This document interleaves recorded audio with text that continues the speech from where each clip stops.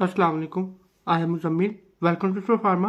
आज का हमारा टॉपिक है वो है फार्माकोलॉजी की गाइड। तो बेसिकली इसको मैंने एक ऑलरेडी कवर किया हुआ था अपनी जो सेकंड प्रूफ गाइडलाइन की वीडियो में, लेकिन फिर भी काफ़ी स्टूडेंट्स के मैसेजेस आ रहे थे कि इंपॉर्टेंट चैप्टर कौन से हैं, बेसिक कौन सी है। उसके बाद अगर एक क्वेश्चन आ जाता तो हमने इसको कैसे लिखना है, किसी की भी एक ड्रग पे आ जाता है फार्माकोलॉजी और दिस ड्रग, तो हमने उसे कैसे सोल्व करना है ये सब आप बता दें। क्लासिफिकेशन का क्या सीन है, कैसे बनानी है, कैसे लिखनी है। तो मैंने सोचा फिर एक जो फार्माकोलॉजी की गाइड वीडियो बना देता हूँ आप सबके लिए। तो आई नो 3-4 दिन हो गए हैं, आप लोग कह रहे थे थोड़ी सी डिले हो गया है। So let's start the lecture. सबसे पहले देखें, फार्माकोलॉजी का फर्स्ट चैप्टर आता है ना, फार्माकोकाइनेटिक्स। वो आपने 100% करना है, वो रट्टा नहीं मारना, समझना है। सबसे पहले मैं आपको ये बताना चाहूँगा कि जो फार्माकोलॉजी है ना, इसको समझना जो फार्मासिस्ट की ज़रूरत है। अगर किसी फार्मासिस्ट को फार्माकोलॉजी नहीं ना आती, उसको हम फार्मासिस्ट नहीं कह सकते। फार्मासिस्ट तो वही होता है जिसे ड्रग इंट्रैक्शन का पता हो, और फार्माकोलॉजी में ड्रग इंट्रैक्शन ही तो मेनली अब पढ़ते हैं। तो काफ़ी मज़े का सब्जेक्ट है अगर हम इसको समझ के पढ़ें। अगर हम इसको सर पे सवार कर लेना, या हम ये कह दें कि जी अभी बड़ा टाइम है लास्ट में जाकर पढ़ लेंगे, तो फिर ये फार्माकोलॉजी बहुत टफ टाइम देती है। तो इसलिए मैं यही कहूँगा कि स्टार्ट से पढ़ें इसको, ताकि आपको लास्ट में जाकर काफ़ी अच्छे से इसकी प्रिपरेशन हो जाए। और सेकंड प्रूफ में भी इसकी काफ़ी ज़्यादा बेसिक्स हैं, तो सॉरी थर्ड प्रूफ में, तो वहाँ पे भी आपको काफ़ी ज़्यादा हेल्प हो जाए। सो इसकी जो रिकमेंडेड बुक है ना, जो ऑफिशियल बुक है वो टेक्सटंग है, लेकिन वो काफ़ी ज़्यादा बड़ी है, मुझसे भी नहीं थी पढ़ी गई ना, वो किसी स्टूडेंट से फार्म डी के स्टूडेंट से वो नहीं पढ़ी जाती। तो एक बुक है लिपिन कोड, वो बेस्ट बुक है इसके लिए।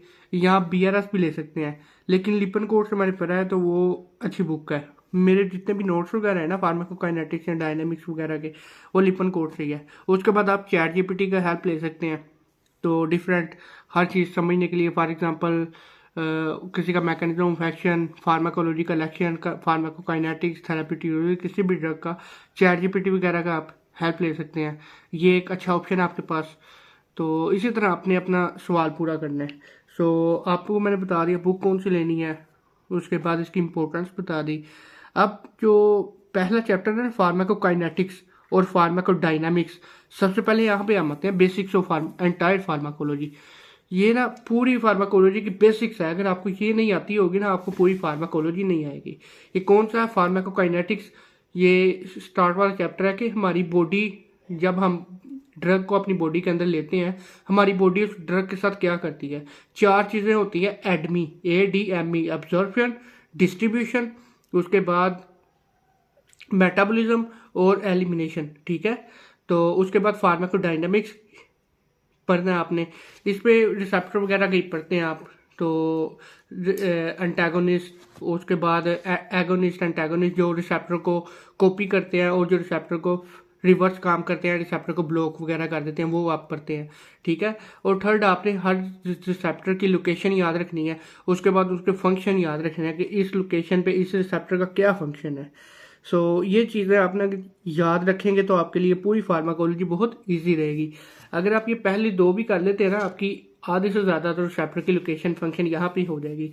इसलिए आपने अच्छे से करना है। और फार्माकोकाइनेटिक्स और फार्माकोडायनामिक्स में आपको खुद करवाऊंगा।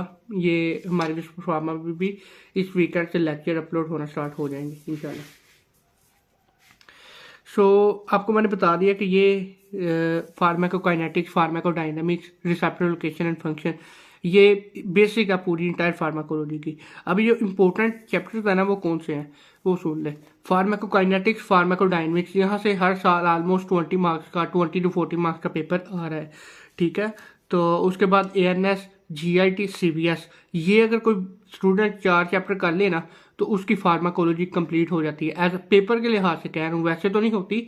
तो अगर कोई ये 4 कर ले, उसका पेपर जो फार्माकोलॉजी का ठीक हो जाता है, वो पास हो जाता है 50-60 मार्क्स के साथ, अगर अच्छे से कर ले। उसके बाद अगर कोई स्टूडेंट चाहता है कि वो काफ़ी ज़्यादा अच्छे मार्क्स गेन करे, या एक और चैप्टर है जो वाइवा के पॉइंट ऑफ व्यू से भी इम्पोर्टेंट हुआ है, रेस्पिरेटरी फार्माकोलॉजी। ये भी एक छोटा सा चैप्टर है, भी आप कर सकते हैं, लेकिन आपका जो मेन फोकस होना चाहिए वो पहले 4 चीज़ों पे होना चाहिए। Pharmacokinetics and dynamics, ANS, GIT और CVS फार्माकोलॉजी। तो काफ़ी मज़ेदार और छोटे टॉपिक है, कुछ बड़े टॉपिक हैं लेकिन मज़ेदार हैं अगर आप समझ के पढ़ते हैं। अगर आप रट्टा लगाने के लिए इसको रट्टा लगा के इसको पढ़ना चाहते हैं ना, तो आज के दिन ही बस कर दिए, क्योंकि रट्टे का कोई फ़ायदा ही नहीं है। यहाँ पे फार्माकोलॉजी में कोई नहीं है, तो फार्माकोग्नोस्टिक में आप रट्टा लगा सकते, इस पर आप कोई रट्टा वगैरह नहीं लगा सकते।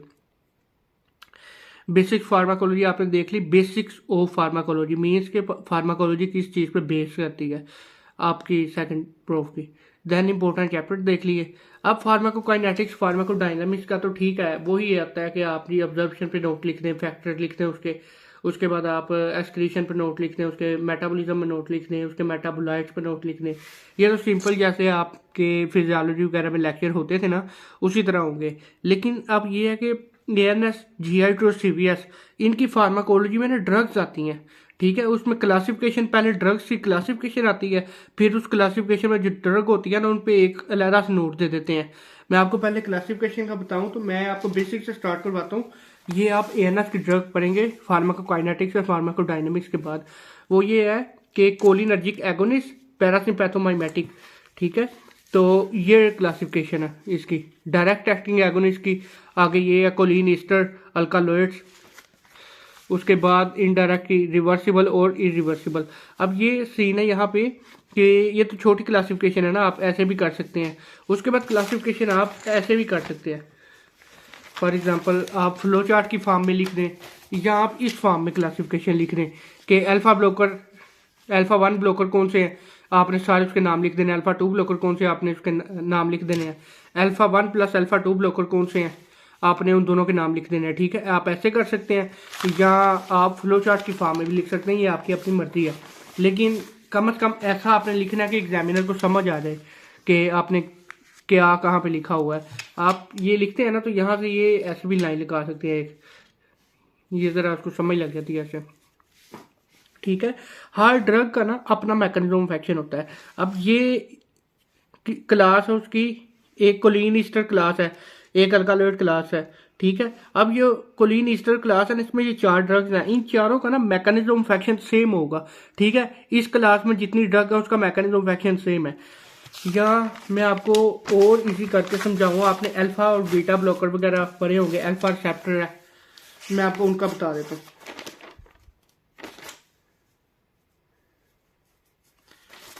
ये देखें, बीटा रिसेप्टर पढ़ते हैं। अब आपने पढ़ा था बीटा 2 एगोनिस्ट। एगोनिस्ट वो होता है जो बीटा 2 के रिसेप्टर को कॉपी करता है, बीटा 2 रिसेप्टर की जगह काम करता है, ठीक है। और जो एंटागोनिस्ट होता है ना, वो ब्लॉकर होता है, वो बीटा 2 को ब्लॉक कर देता है। एगोनिस्ट हेल्प करता है उसका काम करने में लिए, उसके लिए उसको हेल्प प्रोवाइड करता है, और एंटागोनिस्ट उसको ब्लॉक कर देता है कि काम ना हो, ठीक है। अब जो एगोनिस्ट है ना, बीटा 2 एगोनिस्ट, जो बीटा 2 हेल्पर है, उसकी आगे 4 ड्रग्स हैं, काफ़ी ज़्यादा, लेकिन मैंने ये 4 मेंशन किया। मेटाप्रोटेरिनोल, सालमेट्रिनोल, उसका जितनी भी हैं ये। तो आपने क्या करना है, ये रट्टा क्लासिफिकेशन वाला रट्टा है, आप निमोनिक्स याद कर सकते हैं कि इसको याद करने के लिए मुझे कहेंगे मैं आपको बना दूंगा। तो मैंने पर्सनली कोई इतने खास निमोनिक्स यूज नहीं थे किए, क्योंकि मैंने स्टार्टिंग से ही पढ़ना स्टार्ट किया था, तो मैं क्लासिफिकेशन को ऐसे ही लिखता रहता था, तो मेरी प्रैक्टिस हो गई थी, मुझे याद हो गए थे। तो इतना मुश्किल नहीं है अगर आप इसको अच्छी स्टार्ट से पढ़ें, लास्ट में करेंगे तो बहुत ज़्यादा मुश्किल है। तो अब ये है कि जैसे बीटा 2 एगोनिस्ट है ना, इन सब में ये जो है ड्रग्स है, इनका मैकेनिज्म ऑफ एक्शन सेम होगा। इनका फ़र्क कहाँ पे आएगा, फार्माकोकाइनेटिक्स डिफरेंट होगी उसकी, उसके बाद मे बी उसकी थेरापेटिक यूजेस डिफरेंट हो सकते हैं, फार्माकोलॉजिकल एक्शन डिफरेंट हो सकती है। हो सकता है ये ड्रग किसी कंडीशन में सेफ हो। ये ड्रग फॉर एग्जाम्पल दे रहा हूँ, प्रेगनेंसी में अच्छी ना हो, और ये ड्रग प्रेगनेंसी में स्टेबल हो, हमारे लिए अच्छी हो। तो ऐसे की कुछ ड्रग इंट्रैक्शन होती है, ये हमें फार्माकोलॉजी से पता लगती है। तो ये वाला फ़र्क हो सकता है उनमें। तो मीन्स के ये आपको मैकेनिज्म ऑफ एक्शन करना पड़ेगा, जिनके 2 मार्क्स होते हैं, 2 से 3 मार्क्स, तो वो तो सेम ही होगा। अपने इस क्लास का मैकेनिज्म करना है तो इसका सेम हो जाना है। अब एगोनिस्ट आपको पता है, ये बीटा 2 रिसेप्टर का जो एक्शन है उसको इसने कॉपी करना है, ठीक है।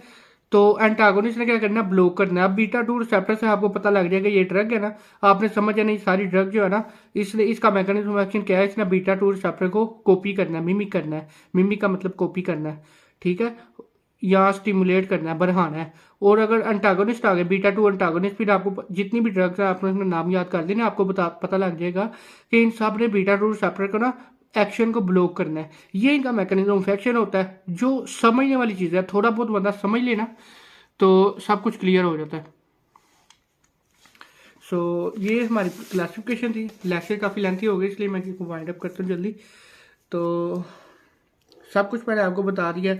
देन अब लास्ट में बता देते हैं कि एक फॉर एग्जांपल आपको 10 मार्क्स का या 20 मार्क्स का क्वेश्चन आया था, फार्माकोलॉजी ऑफ दिस ड्रग। किसी भी ड्रग की आपको फार्माकोलॉजी दे देते हैं। अभी मैं आपको ड्रग का तो नहीं पता, लेकिन जैसे जैसे आप पढ़ेंगे आपको पता लगता रहेगा। पहले एएनएस की पढ़ेंगे, फिर सीवीएस या जीआईटी की तरफ मूव करेंगे आप आहिस्ता आहिस्ता, वो आ जाएगा। उससे पहले मैं आपको बताना चाहूँगा, आपने क्लासिफिकेशन हर चीज़ की करनी है। क्लासिफिकेशन जो है ना, किसी भी फॉर एग्जांपल एंटी हाइपरटेंसिव की क्लासिफिकेशन अलग होती है। किसी भी चीज़ की क्लासिफिकेशन, किसी भी चैप्टर की क्लासिफिकेशन जो है 10 मार्क्स की अगर आ जाए तो वो पक्के 10 मार्क्स होते हैं, वो आपने रट्टा लगाना है, ठीक है। वो सीधे सीधे मार्क्स आ जाते हैं। अगर आपको आ जाता है 10 मार्क्स का या 20 मार्क्स का ये question, pharmacology of this drug, for example मैं एक इजी ड्रग की एग्जांपल लेता हूँ, ये पैराजोसिन। पैराजोसिन का वो कह देता है कि आप लिख दें इसकी फार्माकोलॉजी 10 मार्क्स या 20 मार्क्स की। अगर आपको 10 मार्क्स ही देता है ना, आपने यहाँ पे ना therapeutic uses, side effect, Contra indication और जो फार्माकोलॉजिकल एक्शन है ना, इनको थोड़ा इंक्रीज करवा देना है।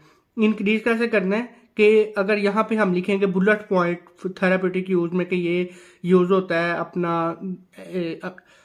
वोमिटिंग को, it is use to treat vomiting. अगर 20 मार्क्स का आया तो आपने इसको लाइन को इंक्रीज कर देना है। अगर 10 मार्क्स का आया इस लाइन को बस मेन बुलेट पॉइंट लिखने हैं, treat vomiting, treat diarrhoea, treat hypertension, ऐसे के यूजेस, ठीक है। तो अगर आता है आपको क्वेश्चन 10 मार्क्स है या 20 मार्क्स का, आपने क्या करना है, सबसे पहले उसका लिखना है इंट्रोडक्शन या केमिस्ट्री, ठीक है। इसमें आता है कि ये ड्रग जो किस क्लास से बिलोंग करती है, ये वाली चीज़ें, ठीक है। उसकी केमिस्ट्री वगैरह आ जाती है इसमें। देन दूसरा आपने हेडिंग देनी है मैकेनिज्म ऑफ एक्शन, MOA। आपने ये चीज़ बोल लेनी है, वो MOA वाइब वगैरह में पूछते हैं MOA क्या होता है, आपने बताना कि मैकेनिज्म ऑफ एक्शन होता है। उसके बाद ये आपने लिखना है कि ड्रग कैसे एक्ट करती है। उसके बाद आ जाता है फार्माकोकाइनेटिक्स, तीसरे नंबर पे ये लिखना है आपने। कुछ टीचर्स होते हैं वो तीसरे नंबर पे ये लिखवाते हैं, कुछ टीचर्स होते हैं तीसरे नंबर पे ये लिखवाते हैं। अब PU का एक टीचर ये लिखवाता है ऐसे ही कि तीसरे नंबर पे आपने फार्माकोलॉजिकल एक्शन लिखने हैं, और बाकी टीचर्स कहते हैं कि फार्माकोकाइनेटिक्स पहले लिखो। इसका कोई इतना रोला नहीं होता, आप पहले लिखते बाद में लिखना ज़रूर है अच्छे मार्क्स के लिए। तो फार्माकोलॉजिकल एक्शन आ जाएंगे कि ये किन ऑर्गन पे ये एक्ट करता है और उन ऑर्गन में क्या क्या इसके अपना इफेक्ट है। अगर आपने यहाँ पे फंक्शन याद किए होंगे, रिसेप्टर की लोकेशन और उनके फंक्शन, आपकी ये भी क्लियर हो जाएगा। उसके बाद आता है फार्माकोकाइनेटिक्स। यहाँ पे आपने सिर्फ बताना कि ऑब्जर्व ऐसे होती है, उसके बाद मेटाबॉलिज्म ऐसे होती है, उसके बाद ये बॉडी से एक्सक्रीट ऐसे होती है, ठीक है, ये बताना होता है। उसके बाद थेराप्यूटिक यूजेस या मेडिसिनल यूजेस कि किन किन चीज़ों को, किन बीमारियों को ट्रीट करता है। उसके बाद साइड इफेक्ट आ जाते हैं और एडवर्स इफेक्ट आ जाते हैं। साइड इफेक्ट जो है ना, ये हमें पता होता है कि इस मेडिसिन लेने से ये साइड इफेक्ट आ सकते हैं, और एडवर्स इफेक्ट, इन दोनों में डिफरेंस बता रहे हो। एडवर्स इफेक्ट क्या होते हैं, इनके हमें पता ही नहीं होता कि इस मेडिसिन लेने से हमें ये एडवर्स इफेक्ट हो सकते हैं, ये टॉक्सिक इफेक्ट होते हैं। साइड इफेक्ट हमें पता होता है कि ये थोड़ी बहुत हो जाते हैं, ये मिनिमम होते हैं और ये माइल्ड हो जाते हैं या ये ज़्यादा होते हैं, ठीक है। उसके बाद आता है कॉन्ट्रा इंडिकेशन वो कंडीशन है जिसमें हमने इस मेडिसिन को नहीं देना। फॉर एग्जांपल कुछ मेडिसिन होती है उसको हम प्रेगनेंसी में प्रेस्क्राइब नहीं करते, कुछ मेडिसिन होती है उसको हम हाइपरटेंशन में नहीं देते, कुछ मेडिसिन को हम ब्लड जब ग्लूकोज लेवल ज़्यादा हो जाए उस टाइम नहीं देते हैं। ये कॉन्ट्राइंडिकेशन में लिखता है किस कंडीशन में ये मेडिसिन या ड्रग हम नहीं दे सकते। ये था आज की हमारी सारी फार्माकोलॉजी की गाइड।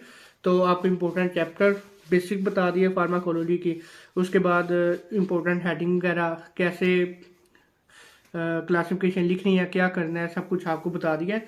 तो उम्मीद कर